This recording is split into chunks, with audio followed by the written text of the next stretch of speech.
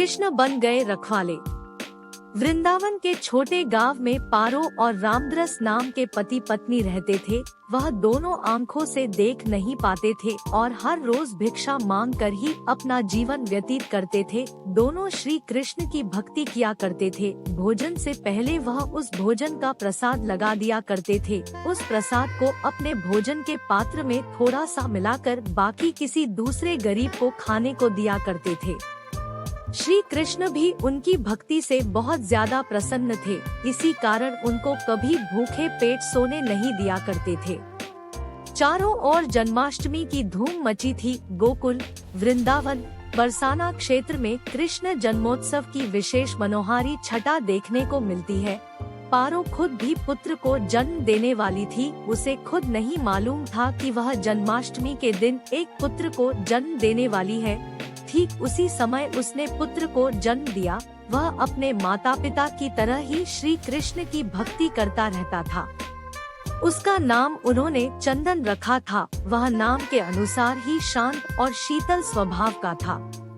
चंदन जब भी बीमार होता था या फिर अपने रास्ते से भटक जाता था तो उसकी मदद एक गाय चराने वाला करता था। उसका नाम मदन था। उसने बताया था कि वह पास के गांव में रहता है।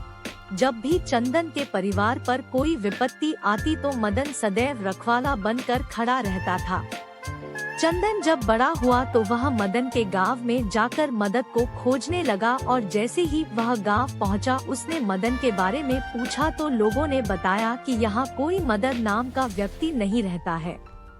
उसके बाद चंदन ने इस रहस्य का पता लगाने का मन बना लिया।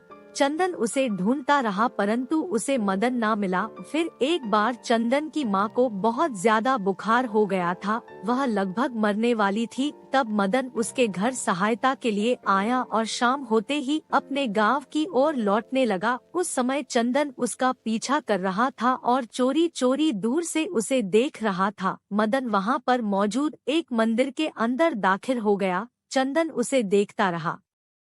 काफी समय तक इंतजार करने के बाद जब चंदन ने देखा कि मदन मंदिर से बाहर नहीं आया है तो ऐसे में चंदन उस मंदिर में गया। उसने देखा कि वहाँ पर कोई भी नहीं है।